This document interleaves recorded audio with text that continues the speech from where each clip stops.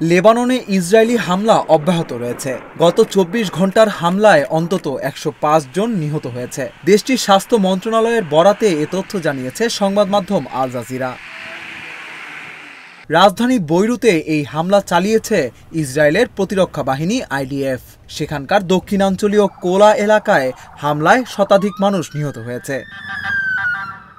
এরই মধ্যে লেবানন সীমান্তের কাছে সামরিক সরঞ্জামাদি সহ সৈন্যের সংখ্যা বাড়িয়ে চলেছে ইসরায়েল। ফলে দেশটিতে ইসরায়েলের সম্ভাব্য স্থল অভিযানের আশঙ্কা করা হচ্ছে। পাল্টা হামলা চালিয়েছে হিজবুল্লাহ। ইসরায়েলের উত্তর পূর্বাঞ্চলে তিবেরিয়াস অঞ্চলে রকেট ও ক্ষেপণাস্ত্র ছুড়েছে হিজবুল্লাহ। তবে এসব ক্ষেপণাস্ত্র উন্মুক্ত স্থানে পড়েছে বলে দাবি ইসরায়েলি বাহিনীর।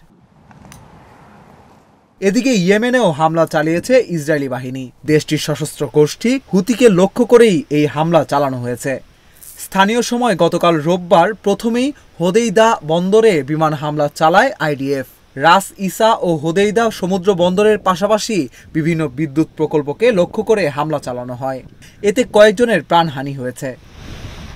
অপরদিকে ফিলিস্তিনের গাজায়ও থেমে নেই ইসরায়েলি হামলা। গতকাল বেইত লাহিয়া ও দেইর আল বালাতে হামলায় শিশু ও নারীসহ বেশ কয়েকজন নিহত হয়েছেন।